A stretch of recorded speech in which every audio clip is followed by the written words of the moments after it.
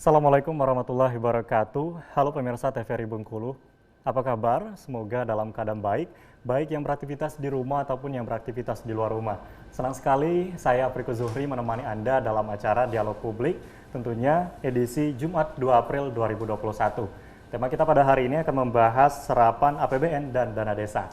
Tentunya di sebelah saya sudah ada yang menemani. Narasumber kita yang pertama yaitu Bapak Syarwan selaku Kepala Kanwil DJPB Provinsi Bengkulu. Halo Bapak, Assalamualaikum. Waalaikumsalam warahmatullahi Apa kabar? Sehat? Alhamdulillah sehat. Alhamdulillah Kita terbebas sehat. dari COVID-19. Iya. Dan selanjutnya pemirsa, narasumber kita yang kedua ada Bapak Budi Sampurno selaku Kepala DPMD Bengkulu Utara. Halo Bapak, Assalamualaikum. Waalaikumsalam. Apa kabar? Alhamdulillah sehat. Baik ya. Walafiat. Alhamdulillah. Dan narasumber kita yang ketiga, pemirsa, ada Bapak Hartono selaku Kades Bukit Makmur.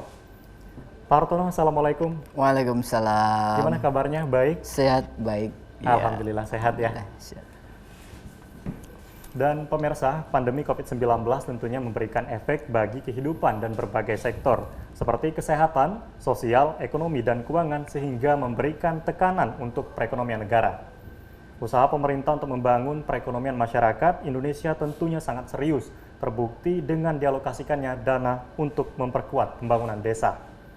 Semenjak berlakunya Undang-Undang Nomor 6 Tahun 2014, pemerintah desa mulai tahun 2015 diberikan dana yang bersumber dari dana APBN yang disebut dengan dana desa. Dana desa ini sendiri untuk membiayai penyelenggaraan pemerintah, pembangunan, pemberdayaan masyarakat, dan kemasyarakatan. Untuk lebih jelasnya bagaimana penerapan dan juga bagaimana pelaksanaan dari dana desa ini, kita langsung saja bertanya dengan narasumber yang sudah kita hadirkan pada hari ini. Saya ingin bertanya ke Bapak Syarwan nih, selaku Kepala Kanwil DJPB Provinsi Bengkulu. Untuk tahun 2020 terlebih dahulu ya kita tanyakan, bagaimana laporan dari pelaksanaan dan juga dana desa yang sudah tersalurkan di 2020 ini? 2020 ya? Iya. Alhamdulillah untuk 2020 ini sebenarnya dana desanya sampai dengan akhir 2020 cukup bagus, 99% lebih. Ya. Namun di 2021 ini yang kurang mengembirakan. Karena berdasarkan data yang kami miliki masih banyak sekitar 3 kabupaten yang belum melakukan penarikan dananya. Padahal dari awal pemerintah sudah menyiapkan bahkan mempercepat ya penyerahan DIPA itu. Itu kita serahkan kalau nggak salah sekitar bulan November.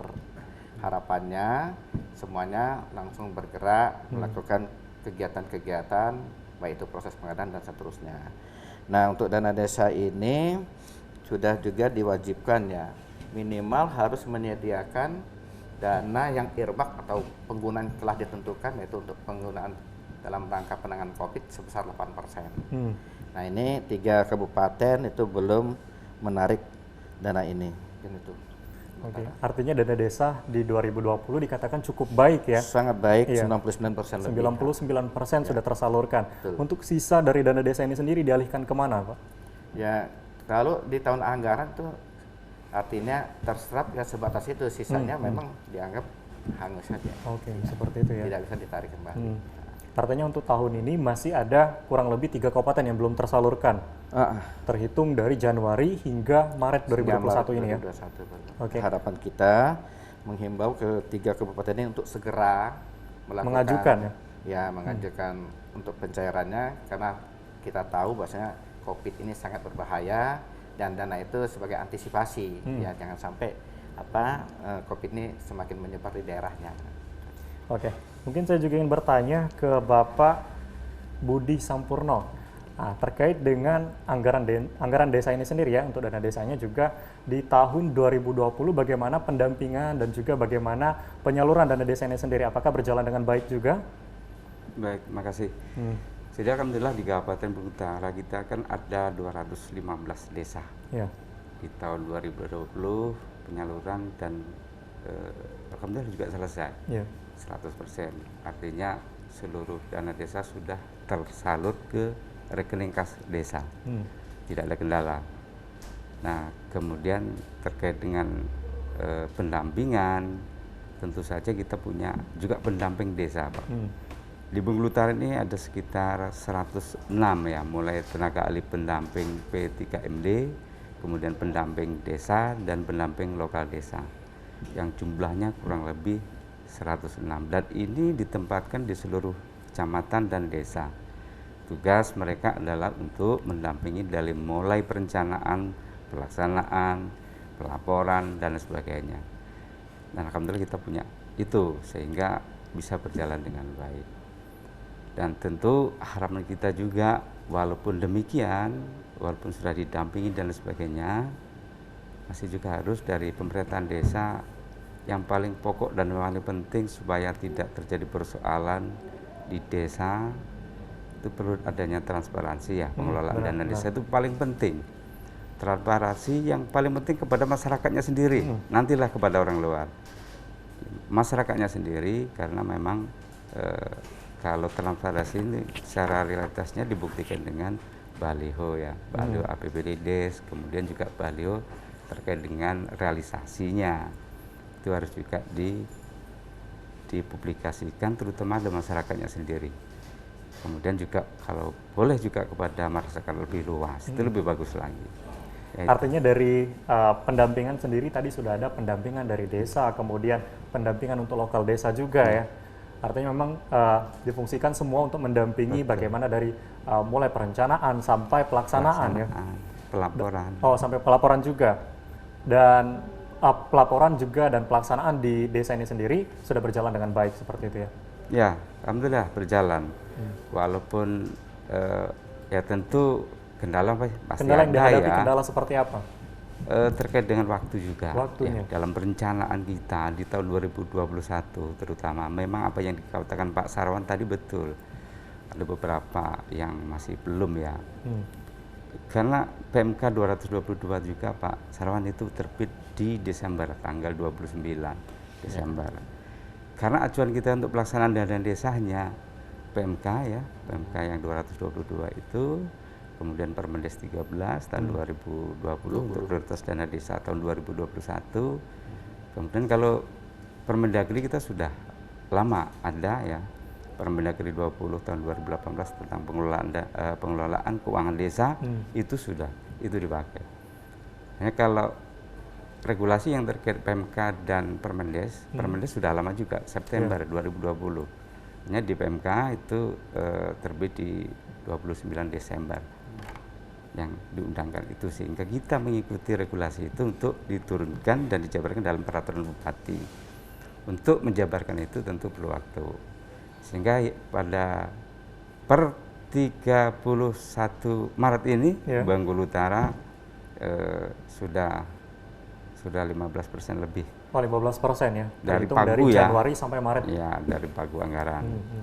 Tapi kalau desanya sudah hampir 114 yang sudah mengajukan pencairan dari 215. Untuk 2020 tadi berapa persen yang sudah tersalurkan? 2020 alhamdulillah 100%. 100%. Tersalur ke kas setiap desa ini sudah disalurkan Ustaz Indonesia? Sudah, 2020 sudah tersalurkan. Ya, luar biasa. Dan selanjutnya kami ingin bertanya kepada Bapak Hartono ya, selaku Kadis Bukit Makmur. Nah, untuk anggaran dana desa ini sendiri yang diterima, bagaimana pelaksanaannya, kemudian bagaimana penerapannya? Ya. Terima kasih, mohon izin Pak Kakanwil ya, Pak Sarwan, Pak Kadis, Pak Budi Sampurno. Jadi berkaitan dengan anggaran dana desa terkait untuk yang 2020 terlebih 2020 yang sudah. Jadi karena di tahun 2020 ada pandemi, maka APBD yang semestinya sudah ditetapkan ada perubahan-perubahan. Jadi banyak perubahan yang kita laksanakan dalam APBD tentunya untuk penggunaan dana BLT dana desa. Ya, jadi untuk kegiatan fisik dikurangi dan juga pemberdayaan. Jadi karena itu instruksi, maka seperti yang lain kami juga tetap menerapkan hal itu. Kalau untuk pemberdayaan di desa sendiri, pemberdayaan seperti apa yang dilakukan? Jadi untuk pemberdayaan sesuai dengan musyawarah desa, karena di dalam desa banyak keterlibatan masyarakat, ada PKK, ada Karang Taruna, maka terkhusus untuk pemberdayaan itu desa kami melaksanakan kegiatan pelatihan-pelatihan, di antaranya pelatihan PKK, berupa kegiatan pelatihan menjahit, juga kegiatan pelatihan keterampilan dari barang yang tidak berguna menjadi berguna, contohnya batok kelapa. Oke, batok Iya. kelapa ini dibuat menjadi apa ini, Pak? Menjadi teko, menjadi gelas-gelas yang bahannya dari tempurung kelapa, yang tadinya tidak berguna menjadi berguna, gitu. Hasil dari pelatihan PKK ini apakah seperti teko yang sudah dibuat ini? Iya. Apakah dipasarkan kemudian menjadi pemasukan juga untuk desa? Iya, dengan adanya BUMDes di desa kami, maka pemasarannya ada pada BUMDes. Jadi semua saling berkaitan. Jadi bermerek BUMDes, produk-produk itu, jadi mereka saling berkaitan dan tentunya hasil dari penjualan itu ada pendapatan desa dan juga pendapatan masyarakat itu sendiri. Terkait dengan BUMDes tadi, dari Iya. BUMDes ini sendiri ada berapa bidang usaha yang dijalankan untuk desa itu sendiri? Iya, terima kasih. Mohon izin Pak Kakanwil ya, Pak Kadis PMD, di desa kami ada kegiatan BUMDes. Ada yang dikatakan ikon desanya berupa wisata. Iya. Ada wisata desa, kemudian ada wirausaha yang semua tergabung dalam area wisata itu sendiri. Jadi menjadi sentra bisnis desa di dalam wisata itu. Artinya dana desa ini juga dimanfaatkan, selain dimanfaatkan untuk membuat kegiatan dari PKK ini sendiri juga dialihkan ke pariwisata. Ini menarik Iya, juga. Pariwisata seperti apa ini yang dijalankan di desanya? Iya, jadi di sana kebetulan ada embung desa yang tadinya tidak terpelihara, tidak diberdayakan dengan adanya dana desa, musyawarah desa, hadir Pak Kadis ya waktu itu ya. Pak Kadis PMD hadir langsung menyetujui 50% dana desa untuk membangun wisata desa. Karena itu sebagai investasi desa, dikala dana desa nanti tidak ada lagi, desa sudah punya modal usaha. Kan gitu, harapannya. Iya, harapannya. Iya. Oke, terima kasih. Dan saya ingin juga bertanya nih kepada Pak Syarwan tadi terkait dana desa ini yang belum disalurkan ya. Dari di 2021 ini masih ada kurang lebih 3 kabupaten kota. Kendala seperti apa yang dihadapi? Kenapa belum juga tersalurkan ini? Ya sepertinya ini kendalanya kendala mungkin dari administrasi. Bisa jadi apakah perbubnya atau perdanya, bisa jadi ini kan karena ada peralihan, nah, mungkin adanya pilkada yang baru ya kemarin, nah itu yang menjadi penyebabnya. Untuk persyaratannya itu sendiri ya untuk desa ini untuk bisa mengajukan anggaran dana desa ini, apa saja persyaratan yang bisa Persyaratannya cukup sederhana sebenarnya. Untuk yang pertama itu cukup perbub ya. Dapat perbubnya pasti nanti akan dapat pagu desanya. Dari situ minimal bisa mengajukan 8%. Untuk berikut tahap 1 memang dia harus ada perdanya. Di samping itu APBDes-nya harus kelar juga. Kenapa? Jangan sampai nanti kita memberikan uang tapi nggak tahu mau diapain. Nah itu kan. Jadi sebenarnya APBDes ini sebagai alat kontrol nantinya. Nah kalau dengan adanya perencanaan yang baik, insya Allah nanti pada saat di lapangan pun dia akan menjadi lebih baik lagi. Jadi itu ya. Setelah itu nanti juga harus dilengkapi dengan surat pengantar dan surat kuasa. Supaya ini, kalau dulu kan uang ini tidak langsung ke desa, tapi langsung ke BPKAD dulu. Nah terus ketentuannya di 2019 itu nggak salah ya. 2018, 2018 atau 2019 itu ke BPKAD dulu, terus kita kasih waktu paling lambat seminggu. Tapi kenyataannya seluruh Indonesia setelah kita data lebih lambat itu. Makanya ada kebijakan langsung ke desa. Tapi secara administrasi tetap harus dibukukan oleh BPKAD karena ini merupakan dana transfer. Nah, itu. Nah sekarang udah langsung ke desa lebih cepat lagi. Oke, ini kembali ke Pak Budi nih, tadi terkait masih juga ada desa yang belum mengajukan. Ini seperti apa? Mungkin pendampingan juga masih kurang ini Pak di tahun ini. Jadi persoalannya sebenarnya tidak jauh beda dengan apa yang disampaikan Pak Syarwan. Secara administrasi ya tentu harus dipenuhi ya, karena administrasi juga persyaratan kunci juga sebelum disalurkan ke desa. Ini karena masalah uang. Jadi uang ini penggunaan juga harus jelas. Kalau tidak jelas penggunaannya, secara administrasi tentu juga akan dikhawatirkan menimbulkan persoalan di kemudian hari. Nah, keterlambatan ini tentunya juga menyangkut dengan regulasi. Karena PMK, kemudian Permendes juga harus dijabarkan di dalam peraturan bupati dulu. Peraturan bupati nanti desa juga mengacu kepada Perbub ya. Ya. APBD Des pastinya akan mengacu kepada peraturan bupati yang ada. Karena kalau kami dinas PMD ini dan desa ya, itu yang menjadi pedoman adalah ada 3 kementerian. Kementerian Keuangan, Kementerian Desa, Kementerian Dalam Negeri. Dan itu semua regulasi juga turunnya juga tidak serentak ya. Tidak serentak. Kemudian ya juga terkait dengan PMK 17 juga yang baru terbit di sekitar 15 Februari kemarin. Itu yang menegaskan terkait dengan penganggaran yang 8% untuk penanganan COVID-19. Ya. Di bulan Februari, ya waktunya juga sekarang Maret juga waktunya sempit. Jadi keterlambatan itu juga bukan karena apa-apa ya, memang regulasinya harus seperti itu prosesnya. Harus kita lakukan. Harus dilakukan lagi ya. Betul, karena 8% itu sangat kunci di era pandemi COVID-19 ini. Makanya pemerintah mewajibkan itu 8% dari pagu dana desa itu untuk penanganan COVID-19 di tingkat desa. Oke, baik, nanti kita lanjut lagi ya Pak. Ya. Kita jeda. Oke, baik pemirsa, nanti kita akan lanjut lagi usai jeda pariwara, tetaplah di Dialog Publik.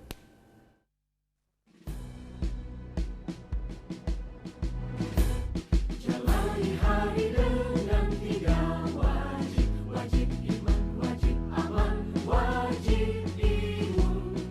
Berolahraga, riang gembira, mencegah kita jatuh sakit.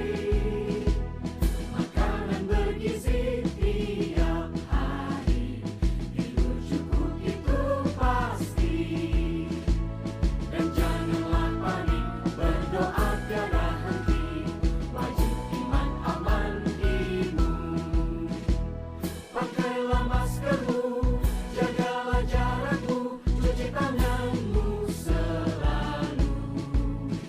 Kita raih bahagia dengan iman, aman, imun. Badan sehat, bangsa kuat. Kita raih bahagia dengan iman, aman, imun. Badan sehat, bangsa kuat.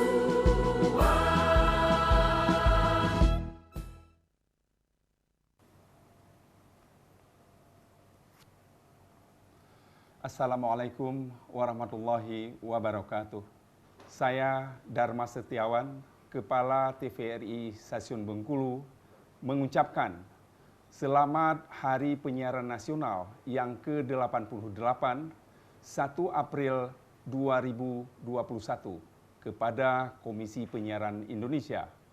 Semoga dengan memperingati Hari Penyiaran Nasional, penyiaran Indonesia makin mampu mendorong kebangkitan ekonomi pasca pandemi. Sekali lagi, selamat Hari Penyiaran Nasional. Wassalamualaikum warahmatullahi wabarakatuh.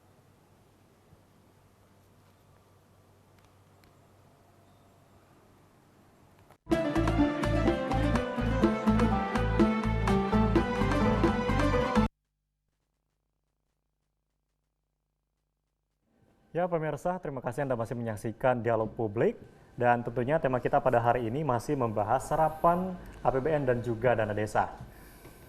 Oke, selanjutnya saya ingin bertanya kembali nih dengan Bapak Sarwan nih terkait dengan dana desa ini sendiri. Untuk prioritas dari dana desa ini kemana nanti? Prioritas ini ada aturannya sebenarnya sudah ada ya. Ini saya bacakan aja ya prioritasnya. Pertama, kalau prioritas nasional itu pendataan desa, terus pemetaan potensi dan sumber daya dan pengembangan teknologi informasi. Artinya nanti diarahkan untuk mengembangkan IT-nya. Tadi sudah disampaikan juga pengembangan desa wisata. Itu pengembangan desa wisata. Termasuk, ya, ini termasuk yang dicontohkan oleh ini tadi ya Pak? Jadi, mungkin juga Bapak ini udah baca akhirnya langsung itu untuk ini tahun 2021 padahal dia udah di 2020. Udah mulai dari 2020. Ya, betul itu ya. Terus penguatan ketahanan pangan dan pencegahan stunting. Artinya ya dengan dia mengelola dengan baik tadi ya diutamakan juga tadi untuk ketahanan pangan ya. Sebenarnya BUMDes-nya itu kalau mau maju juga yang sebenarnya kebutuhan pokok itu bisa diolah tuh oleh BUMDes itu pasti bergulir terus itu ya. Jadi ketahanan pangannya, terus desa inklusif meningkatkan keterlibatan perempuan. Tadi sudah disampaikan ada pemberdayaan. Ada pemberdayaan dari itu. PKK tadi ya? Iya betul. Jadi apa yang dilakukan oleh desa ini sudah mengacu dari iya, prioritas yang prioritas nasional. dilakukan oleh dana Iya, desa ini betul sendiri itu. ya. Artinya dari Bapak Hartono sendiri, Iya. ini gimana? Sudah ada perencanaan dari 2020 ya, Iya. dengan prioritas yang dilakukan. Ternyata dari Bapak Hartono ini sendiri sudah melakukan dari perencanaan dan prioritas kegiatannya. Iya. Ini gimana pelaksanaannya untuk di 2021 ini? 2021. Iya. Jadi Kalau tadi kita tentunya- berbicara 2020 ya. Iya. Karena target kita ini untuk menjadi desa yang mandiri dan sejahtera tentunya. Ya. Mohon doa restu Pak Kakanwil, Pak Kadis ya, supaya desa kita ini harapannya semua desa se-Indonesia menjadi desa yang mandiri yang dimotori oleh BUMDes. Artinya karena mereka penggerak usaha desanya kan BUMDes. Dengan modal dana desa, mumpung ada dana desa ya Pak Kakanwil ya, mudah-mudahan ada terus ya. Insya Allah. Iya, kita manfaatkan dana itu tidak hanya membangun jalan saja, tetapi usaha desanya yang perlu kita tekankan sekarang. Jadi karena potensi yang ada di desa kami adalah lokasi yang sangat strategis. Strategis ya. Iya, pertemuan ada beberapa jalan dari beberapa kecamatan. Kemudian ada potensi embung desa dan kami memanfaatkan sumber daya manusia yang tidak kurang dari 4.000 jiwa.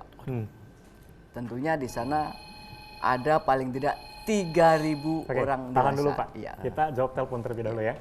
Oke, pemirsa, halo, dengan siapa di mana? Selamat sore Pak, Ya, selamat sore. dengan Pak Edi di Bentiring. Oke, Pak Edi di Bentiring. Bapak-bapak selamat sore. Selamat sore. Kami pengen tanya nih Pak terkait dana desa. Sini kan sudah berjalan lebih dari 5 tahun Pak ya, dimulai dari tahun 2015. Betul. Namun kalau lihat faktanya dana desa ini masih ada saja desa atau kepala desa atau pengurus BUMDes yang tersangkut kasus hukum. Nah, kalau Bapak sendiri kenapa sih Pak bisa terjadi hal itu? Apakah memang dari oknumnya, terus apakah kita sendiri merasa sosialisasinya masih kurang atau seperti apa? Nah, satu lagi Pak tambah untuk desanya, Pak Kades. Pak Kades, rata-rata kalau dana desa itu biasanya kan dikelola sesuai potensi Pak ya, biar dana desa itu berjalan maksimal Pak ya, dikelola oleh BUMDes biasanya Pak. Nah kalau di desa Bukit Makmur, Bapak tadi bilang sudah dikelola oleh BUMDes, yaitu tentang wisata Pak ya, karena kebetulan desa Bapak merupakan jalan lintas. Nah kalau dari pendapatan sendiri Pak, apakah sudah maksimal atau belum nih? Kalau hari normal, ini kan COVID Pak ya, COVID dengan hari normal itu apakah ada bedanya Pak? Nah terus biasanya juga kalau di desa ya kan, kalau untuk sembako sendiri kan rata-rata warga desa kan butuh Pak. Apakah ada peluang untuk BUMDes di desa Bapak itu untuk mengelola sembako seperti itu? Itu saja Pak, terima kasih. Assalamualaikum warahmatullahi wabarakatuh. Waalaikumsalam warahmatullahi wabarakatuh. Terima kasih Pak Edi dari Bentiring. Oke, untuk pertanyaan pertama ini terkait, jadi dana desa ini sudah berjalan selama 5 tahun ya Pak. Terus masih saja ada yang tersangkut kasus hukum. Ini gimana nih tanggapannya Pak? Mungkin yang pertama, kalau kita mengelola dana desa itu harusnya transparan, supaya masyarakat kan bisa, bukan mengawasi menurut saya, bisa Masyarakat mengingatkan. juga mengetahui ya, melihat ya. Karena dia mengetahui, dia bisa mengingatkan, ngasih masukan, itu yang pertama. Yang kedua juga, ini aparat desanya perlu mengupdate diri, mengetahui bagaimana cara mengelola dana desa itu dengan baik dan benar. Jadi mungkin itu perlu pelatihan-pelatihan lah ke aparat ini, aparat desanya itu menurut saya. Artinya aparat desa juga harus memahami apa yang harus dilakukan ya terkait dana desa ini Di sendiri. samping itu juga kita harus mengoptimalkan pendampingnya. Pendamping desa kan ada nih, harusnya kan sudah bisa menjadi filter juga tuh untuk supaya tidak terjadi ini. Oke, artinya benar dari DPMB tadi dari DPMD ya sudah ada pendampingan, artinya harus lebih dimaksimalkan kembali ya. Iya.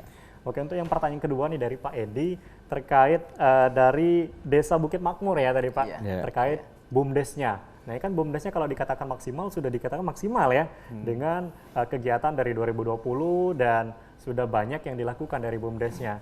Kemudian kenapa nih untuk di desanya sendiri apakah sudah bisa memenuhi kecukupan, kemudian dari potensi yang dimiliki, bagaimana perubahan di masa pandemi COVID-19, apakah ada perubahan seperti itu?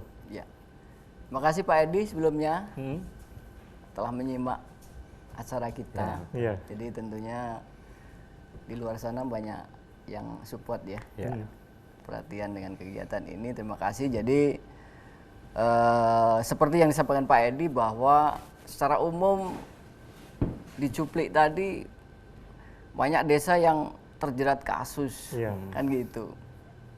Jadi semua desa mungkin ada potensi itu, tetapi sebetulnya tergantung kita juga. Apalagi ke depan dengan adanya sistem Seskudes online, kalau yang sudah diterapkan di Sragen ya, di Indonesia baru Sragen sepertinya Pak Kadis, Pak Kakanwil ya. Mudah-mudahan nanti itu akan membantu kita. Sistemnya luar biasa bagus. Kemudian khusus untuk pertanyaan ke desa berkaitan dengan BUMDes di masa pandemi tentunya dan juga berbeda. potensi desanya tadi. Iya. Di sana ada potensi embung, potensi sumber daya manusia, potensi lokasi yang sangat strategis, sangat mendukung, dan tentunya setiap desa punya potensi. Berbeda-beda tergantung kita mau ngelola apa tidak. Jadi kita tidak perlu menoleh desa sana, desa sini, toleh saja desa kita sendiri kan gitu. Dengan modal yang diberikan negara, kita kelola. Karena kebetulan kita ada di posisi desa yang seperti itu, ada embung, ada sumber daya manusia dan sebagainya, kita kelola embung itu menjadi wisata desa. Karena tidak ada wisata di tempat lain, desa lain tidak ada yang punya potensi seperti itu. Makanya bau-membau dengan musyawarah desa, dana desa sepakati separohnya untuk investasi membangun sebuah wisata desa. Ketika sudah terbangun, sekarang polanya sedikit dirubah, yang bangun masyarakat, dana desanya bangun jalan. Karena masyarakat sudah kebuka. Oh ternyata seperti ini tujuan desa, sudah dimodali, kita tinggal melanjutkan.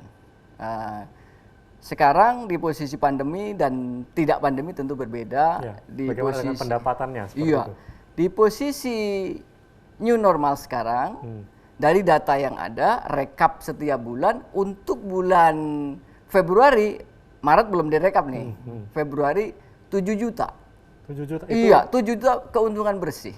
Bukan omset tuh, bersihnya. Di bulan Januari, Februari? Di bulan Februari saja, ya. karena rekapnya tiap bulan.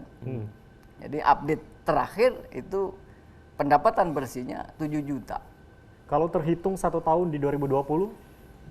Terkhusus 2020 karena pandemi kondisinya tidak menentu. Dan tidak bisa saya sampaikan karena memang kondisinya memang bisa dikatakan stop total waktu itu. Kan gitu. Ya, kemudian dari Pak Edi juga bagaimana pengelolaan sembako untuk dari BUMDes ini sendiri? Untuk sembako Pak Edi di desa kami BUMDes belum mengelola itu. Barangkali ke depan nanti tetap merambahnya ke sana karena kami menitik beratkan pada area wisata dan di sana ada UMKM dan lainnya berpusat di situ. Dan di hari Minggunya ada yang namanya Pekan Wisata Desa. Produk masyarakat yang dihasilkan masyarakat dijual di situ. Jadi pengunjung secara otomatis nanti bisa belanja di situ. Kesenian tradisional juga tampil di situ. Seperti jaran kepang, kemudian yang ada organ tunggal juga dibawa di situ. BUMDes tidak nyewa, mereka ibaratnya ngamen di situ, Pak. Kalau ada hasilnya mereka ambil, kalau tidak ya tidak masalah gitu. Artinya dengan potensi desa yang dimiliki ini juga membangun lapangan pekerjaan juga untuk masyarakatnya ya. Oke, terima kasih. Dan saya juga ingin ke Bapak Budi ya, Pak Budi, karena kita sudah menyinggung sedikit tadi terkait dengan kasus hukum. Nah, dari kasus hukum ini sendiri sudah disampaikan bahwa mungkin pendampingannya yang kurang. Ini bagaimana nih tanggapannya? Baik, terima kasih. Terima kasih Pak. Oke, tapi sebelum kita jawab, yang kita break dulu ya Pak, biar penasaran nih penonton di rumah. Oke, pemirsa, jangan kemana-mana karena kami akan kembali usai jeda, tetaplah di Dialog Publik. Oke.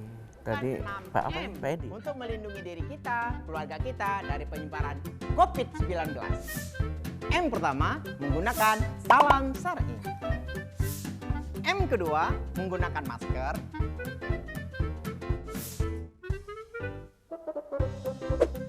M ketiga, mencuci tangan dengan sabun.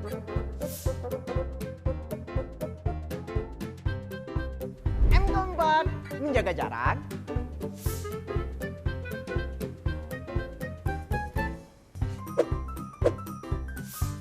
M kelima, menggunakan hand sanitizer. M keenam, mandi jika pulang dari aktivitas di luar rumah.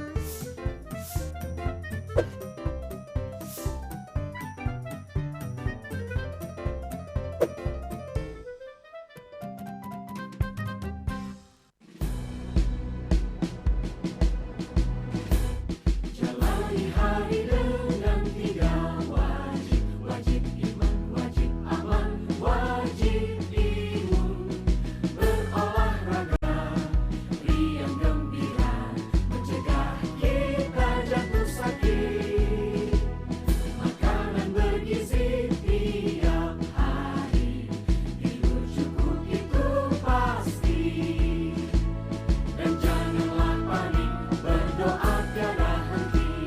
Wajib iman, aman, imun. Pakailah maskermu, jagalah jarakmu, cuci tanganmu selalu. Kita raih bahagia dengan iman, aman, imun. Badan sehat, bangsa kuat. Kita raih bahagia dengan iman, aman, imun. Badan sehat, bangsa kuat.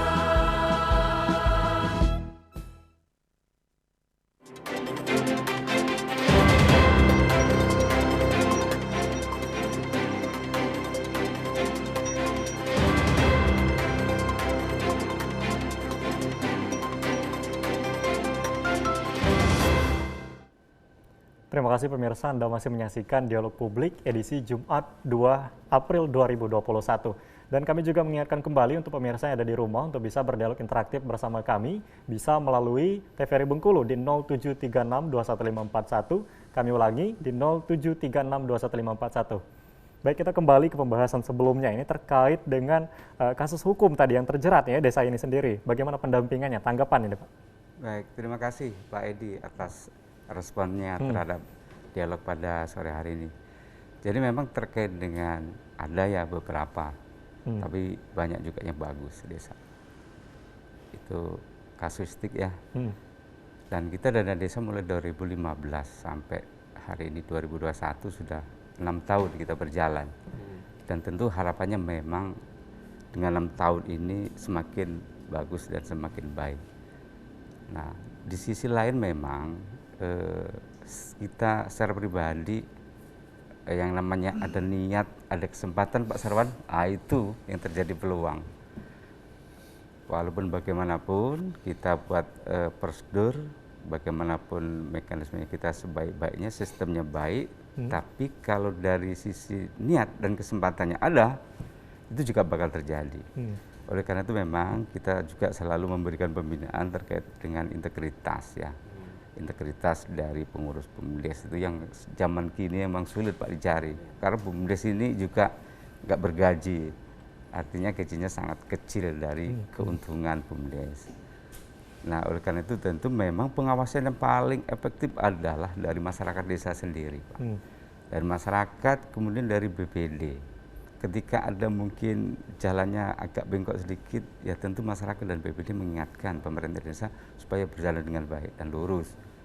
Karena yang paling dekat adalah masyarakat dan BPD, juga termasuk pendamping di desa. Karena kalau dinas PMD keterbatasan personil ya, itu. Tapi kita selalu koordinasi dengan pendamping desa, tenaga ahli pendamping kabupaten juga ada, tenaga pendamping kecamatan di setiap kecamatan juga ada, pendamping lokal desa juga ada.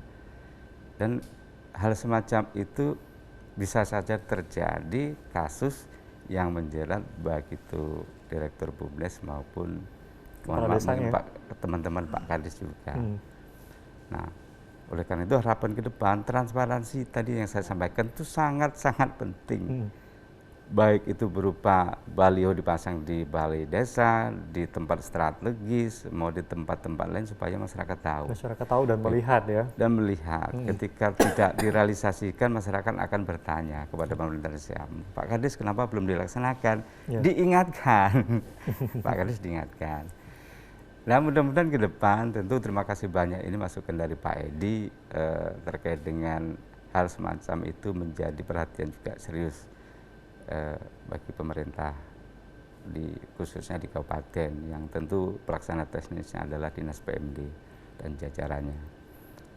Jadi, Artinya kalau untuk pendampingan ini sudah dilakukan. Kemudian untuk kadesnya sendiri apakah ada pelatihan ataupun sosialisasi yang dilakukan dari Dinas DPMD ini sendiri? ya, kita tahun 2020 insya Allah sudah 4 kali kita mengundang kepala desa di 2000 sebelum pandemi ya. Ya. 2019, 2019 ya? 2020 hanya ketika itu bulan Maret kita kumpulkan seluruh kepala desa di kabupaten yang Pak Bupati, Pak Insinyur Jimian hadir langsung dengan Pak Kajari, Pak Kapolres hadir, juga ada semacam kerjasama di Jakarta Ratu Samban. Artinya pengawasan itu juga dilakukan oleh Kejaksaan Negeri Harga Makmur. Dibuat sistem aplikasi di situ, luar biasa. Jadi kami sampaikan juga terima kasih banyak kepada seluruh Forkopimda di Kabupaten Utara, Pak Bupati, Pak Kajari, dan Pak Kapolres ikut mengawasi terkait dengan pelaksanaan dana desa di desa. Sudah dilakukan ya pengawasan dan juga diberikan pelatihan untuk kepala desanya. Ya pembekalan Pak Bupati, Forkopimda di Kabupaten Utara selalu menekankan supaya pekerjaan dana desa itu dilaksanakan sesuai aturan, sesuai dengan baik. Jangan ada persoalan di kemudian hari. Itu Pak yang dilakukan. Nah, mungkin ke Bapak sendiri ya, selaku kepala desanya nih. Bagaimana transparansi yang dilakukan di desa? Ya. Dari yang disampaikan oleh Pak Budi, apakah di desa ini sendiri sudah diterapkan bagaimana transparansinya, kemudian bagaimana menghadapi masyarakat seperti itu? Baik, tentu kita upaya selalu ya, kita berupaya bagaimana masyarakat yakin terhadap penyelenggara desa. Jadi upaya yang dilakukan seperti instruksi papan baliho dipasang. Kemudian laporan tahunan disampaikan kepada BPD, laporan keterangan penyelenggaraan desa LKPD, LKPPD ke kabupaten juga disampaikan. Kemudian kalau saya boleh sampaikan bahwa sebetulnya sederhana bagaimana mengelola dana desa. Terkadang barangkali menjadi hal yang menakutkan. Sebetulnya tidak juga. Sederhana sebetulnya ketika kita mengikuti aturan sesuai runutan. Ketika laporan langsung dibuat, prakteknya dibelanjakan, dikerjakan, tidak sulit sebetulnya. Cuman terkadang kelalaian kita sebagai penyelenggara ini laporan ditunda-tunda. Itu yang menjadi masalah. Akhirnya bertumpuk, lupa apa yang mau dibuat. Jangan sampai bertumpuk ya. Iya, tadi ya. lupa. Sebetulnya perangkat desa yang untuk Bengkulu Utara, mohon izin Pak Kakanwil ya, sudah setara golongan 2 ya Pak. Ya. Jadi tentu harus bersyukur gitu ya. Gajinya udah lebih 2 juta. Lebih 2 juta gajinya perangkat desa. Sebetulnya kalau kita sama-sama berupaya profesional bahwa melaksanakan tugas tidak sulit. Tidak sulit. Tetapi tergantung kita juga. Kalau kita selalu menunda-nunda pekerjaan, setelah menarik dana, laporan tidak dibuat, otomatis ketika ada pemeriksaan kita kebentur. Ya, ini menarik juga bagaimana pengelolaan yang dilakukan nih. Kalau Bapak sendiri tadi berbicara tentang tergantung dari kitanya sendiri ya, dari kepala desanya juga bagaimana pengelolaan yang dilakukan. Nah, kalau di desa ini sendiri gimana pengelolaannya nih? Baik, untuk mengatasi jadi, hal seperti itu. Iya, terima kasih. Mohon izin Pak Kadis ya, Pak Kakanwil. Saya kurang lebih ada 2 minggu yang lalu studi banding ke Sragen. Di sana sudah diterapkan sistem Siskudes online. Karena di Bengkulu Utara perlu proses ya Pak Kadis ya. Untuk dari offline menjadi online itu, maka kami berupaya sekarang di posisi 2021 kami lakukan online untuk pembayaran. Jadi kerjasama semua pihak rekanan harus punya rekening BPD, rekening BPD supaya tidak terkena biaya transfer. Jadi bendahara tidak bawa pulang uang, semua dana ditransfer ke rekening rekanan, langsung pajaknya langsung dibayar. Ketika membuat SPP, billingnya dibuat. bendahara ke bank langsung bayar pajak, kemudian langsung transfer kebutuhan dana yang dibutuhkan kepada rekanan. Saya rasa itu nyaman bila kita lakukan itu. Menarik juga, artinya di sini mereka sudah melakukan sistem ini secara online ya Pak. Dan harapannya nanti bisa diterapkan juga untuk desa-desa lain juga. Agar hal yang dilakukan ini ya menurut Bapak ini tadi sesuai dengan desanya sendiri ya, bagaimana cara pengelolaannya, balik lagi ke sana ya. Iya. Dan kemudian kalau kita berbicara dengan dana APBN ini sendiri, yang untuk di tahun ini, bagaimana cara Bapak sendiri untuk agar tidak terjadi penumpukan nantinya di tahun ini dengan dana yang sudah disalurkan? Dengan dana sebenarnya penumpukan ini memang kita kan di kantor kita kalau untuk APBN kita banyak sekali kegiatan dimulai dari spending review. Kita lihat dulu depa-depa yang sudah disusun itu dievaluasi kembali. Karena memang ada timeline kan hampir 1 tahun itu. Dimulai diajukan di bulan Februari sekarang untuk dipakai di tahun depan. Itu satu. Terus di dalam pelaksanaannya kita ada namanya review pelaksana anggaran. Nah, di sana kita lihat bagi mereka yang kurang bagus, ini sebagian kita undang ke kantor, kita beri bagaimana cara mengelolanya. Nah, di kami sendiri itu sudah mewajibkan ya, setiap satker itu harus membuat rencana kegiatan 1 tahun supaya nanti benar-benar dia bisa ya itu tadi bisa memanage kasnya. Nah, di samping itu kita juga wajibkan ini setiap bulan membuat namanya RPD, rencana pelaksanaan penarikan dananya. Terus di hari hanya kita minta dia mengajukan lagi ya. Kalau salah 5 hari itu sebelum dia melakukan tagihan itu sudah mengajukan. Nah, jadi di situ harusnya kalau mereka itu patuh, ini tidak akan terjadi penumpukan di akhir tahun. Nah, tapi kendalanya ini untuk yang proyek-proyek kadang-kadang proses ini.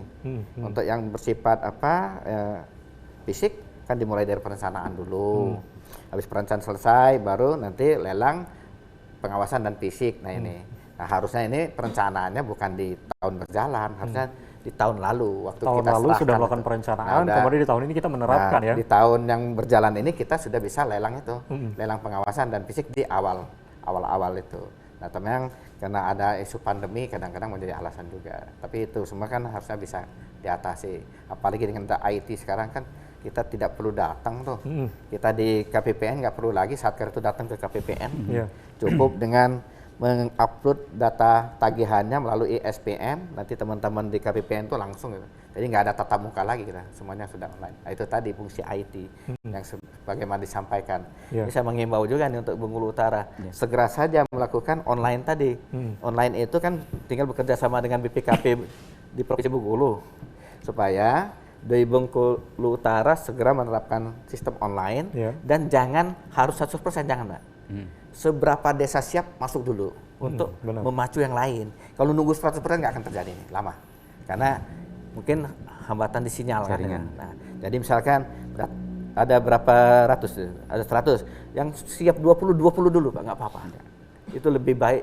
Nanti jadi contoh yang 20 ini. Kenapa? Karena dengan sistem itu Pak BPMD bisa tahu. Termasuk saya nanti kalau dikasih hak akses tahu juga, dia nih setelah dikasih uang belanja belum nih. Nah, itu bisa saling mengingatkan nanti. Dan situ juga ketahuan, seperti apa yang dia eksekusi kalau dengan sistem online itu. Artinya memang dari dinas ini sendiri sudah ada aturan dan aturan itu harus kita berlakukan seperti itu ya. Dan menarik juga ini terkait dengan IT tadi, bagaimana dari DPMD ini, apakah ini kan memang desa ini kalau memang sudah siap boleh kita laksanakan. Betul. Dari DPMD apakah sudah ada pendampingan untuk IT ini sendiri Pak? Jadi baik, terkait dengan pengelolaan keuangan desa, kita sudah punya yang namanya aplikasi Siskuides ya, sistem keuangan desa. Saat ini kita masih offline ya, harusnya belum online.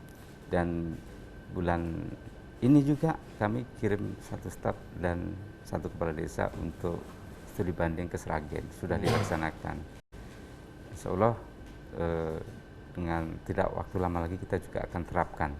Seperti apa yang dikatakan Pak Sarawan, mungkin 10 desa akan kami buat, 20 desa akan kami buat, yang penting ada dulu.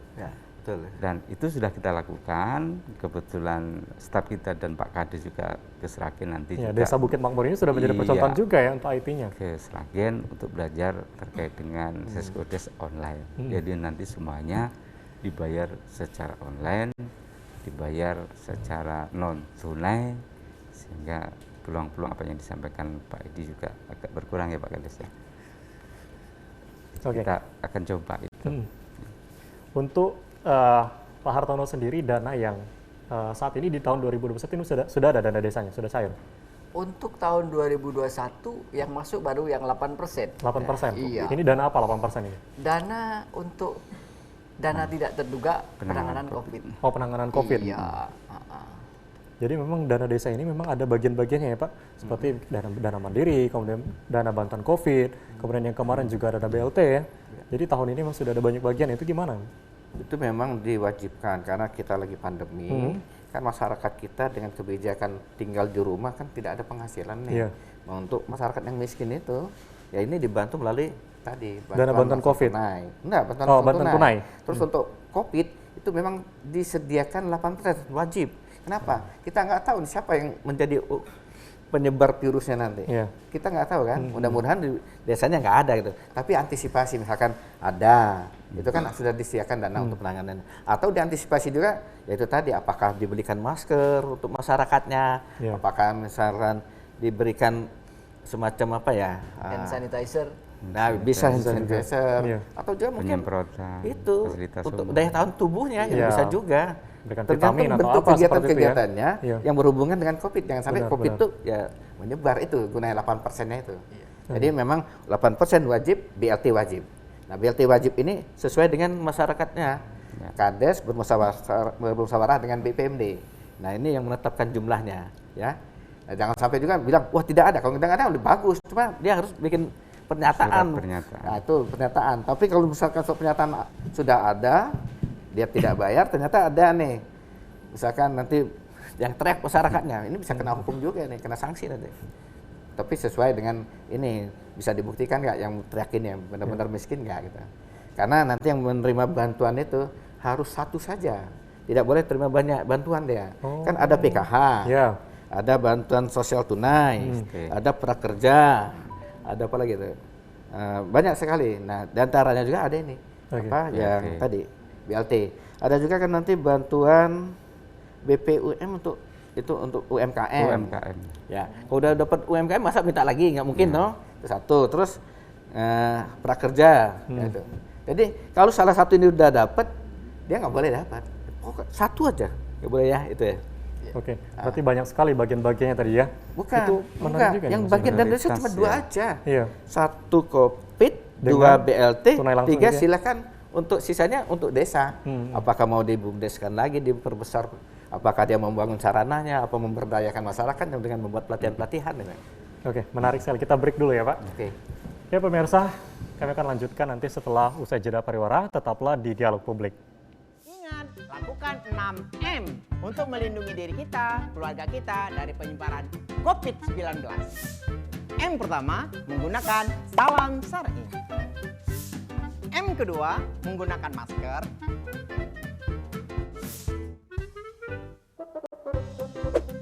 M ketiga, mencuci tangan dengan sabun.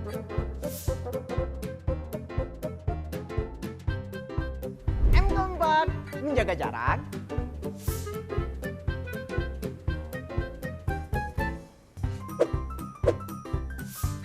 M kelima, menggunakan hand sanitizer. M keenam, mandi jika pulang dari aktivitas di luar rumah.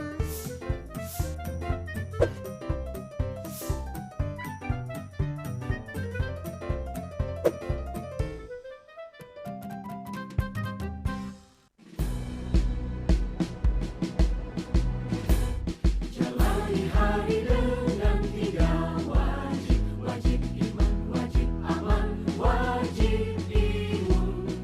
Berolahraga, riang gembira, mencegah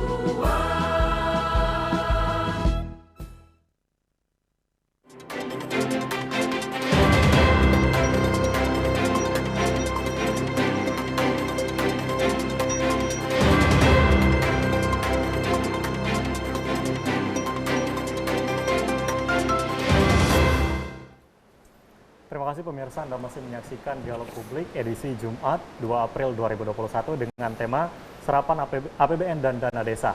Dan kita berlanjut dengan cerita kita sebelumnya, ini membahas terkait dana desa ini ya, dan dengan bantuan tunai langsung. Ini bagaimana sistem kerjanya, penerapannya seperti apa? Jadi kalau BLT itu, tadi sudah saya sampaikan, Pak Kades dengan BPD-nya bermusyawarah menetapkan orang-orang yang perlu dibantu. Setelah dapat ini, mereka administrasikan, diupload ke sistem kami yang dikelola oleh teman-teman KPPN. Jadi nggak akan bisa meleset lagi, yaitu baru setelah itu kita salurkan ya gitu. Oh, untuk bantuan tunai langsung ini artinya bukan untuk bantuan usaha ya? Bukan, sebenarnya bantuan langsung ini dipilihlah masyarakat yang kurang mampu. Yang kurang mampu? Yang belum mendapat bantuan yang Oke. lain, itu harus. Itu kata kuncinya ya, hanya satu jenis bantuan. Ya. Kalau untuk bantuan usaha ini dana apa yang Nah, disalurkan? gini, sebenarnya program pemerintah itu dimulai dari yang paling mendasar. Kalau masyarakatnya sangat miskin, itu yang umumnya itu dipakai PKH, Yeah. program Keluarga Harapan. Itu kan, kalau salah dulu 300 per bulan, ada 200 saya lupa. Iya. Nah, setelah dia agak mampu itu ya.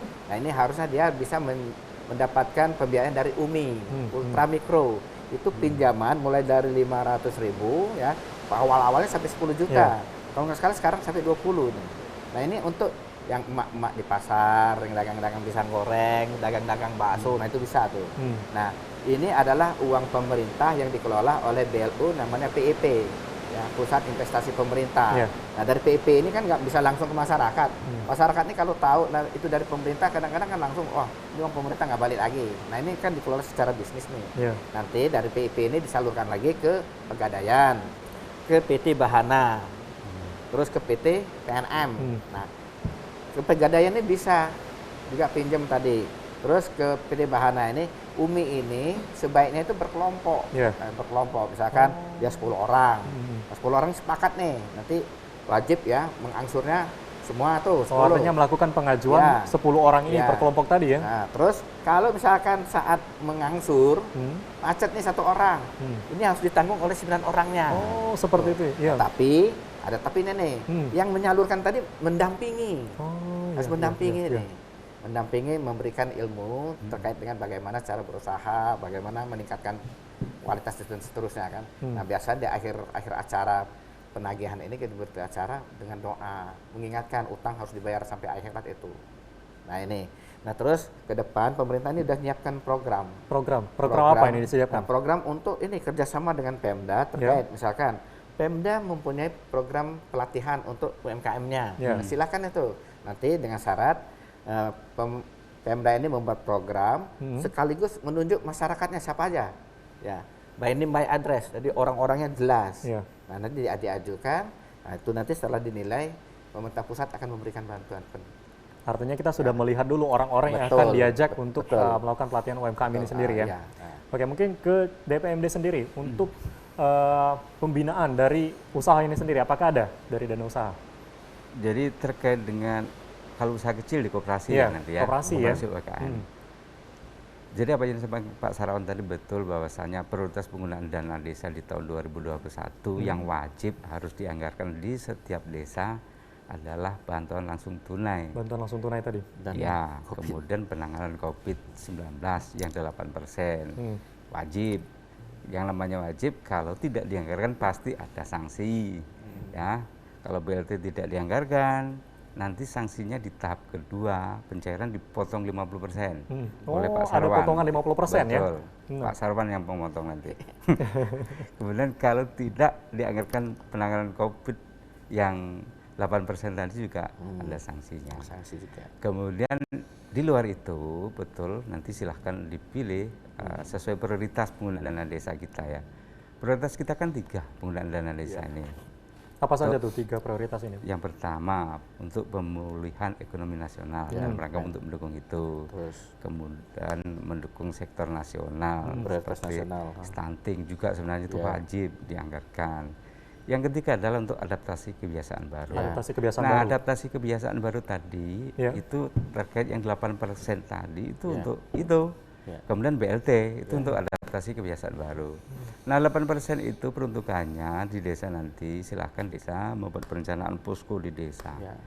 Posko itu bagian dari Satgas Desa. Di dalam posko nanti ada yang namanya dibentuk tim-tim. Yang pertama adalah tim pencegahan.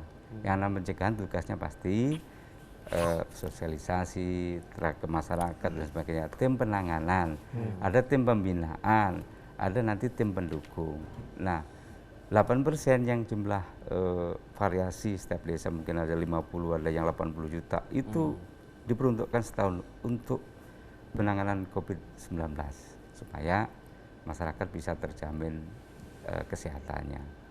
Oke, mungkin Ya. untuk di desa ini sendiri Pak, bagaimana untuk masyarakat yang mau mengajukan penggunaan dana desa untuk usaha ini gimana? Dana desa ya? Iya. Jadi sepertinya disampaikan Pak Kakanwil untuk dana desa tidak didorong untuk ke sana ya. Iya. Pak Kakanwil mengimbau untuk dana kur dan dana lain-lain. BPUM juga ada. Artinya ada barangkali kementerian-kementerian yang lain ya Pak ya. Ada Kementerian Koperasi, Kementerian dari perbankan tentunya ya. Presiden mendukung hal itu, tentunya masyarakat kita dorong ke sana ketika mereka ingin membuat sebuah usaha karena dengan bunganya sangat rendah. Karena ada subsidi dari pemerintah tadi. Oke, terima kasih. Dan udah hampir 1 jam nih kita ngobrol-ngobrol ya Pak. Dan terima kasih untuk narasumber kita pada hari ini, Pak Syarwan, selaku Kepala Kanwil DJPB Provinsi Bengkulu. Terima kasih sudah hadir Pak. Terima kasih juga untuk Pak Budi Sampurno, Kepala DPMD Bengkulu Utara. Terima kasih Bapak sudah hadir di studio TVRI. Dan terima kasih juga untuk Bapak Hartono, selaku Kades Bukit Makmur. Terima kasih banyak sudah Sama-sama. hadir dan menyempatkan ya jauh-jauh dari Bengkulu Utara ya Pak. Iya, Bengkulu Utara. Oke, dan pemirsa sudah hampir 1 jam kami menemani Anda dalam acara Dialog Publik.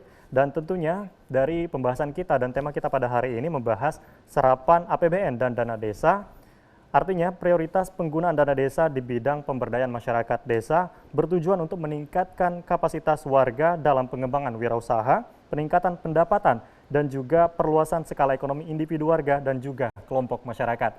Dan akhir kata, saya Friko Zuhri bersama rekan kerja yang bertugas pada hari ini mengucapkan terima kasih Anda sudah menyaksikan Dialog Publik pada hari ini. Wassalamualaikum warahmatullahi wabarakatuh. Sampai jumpa.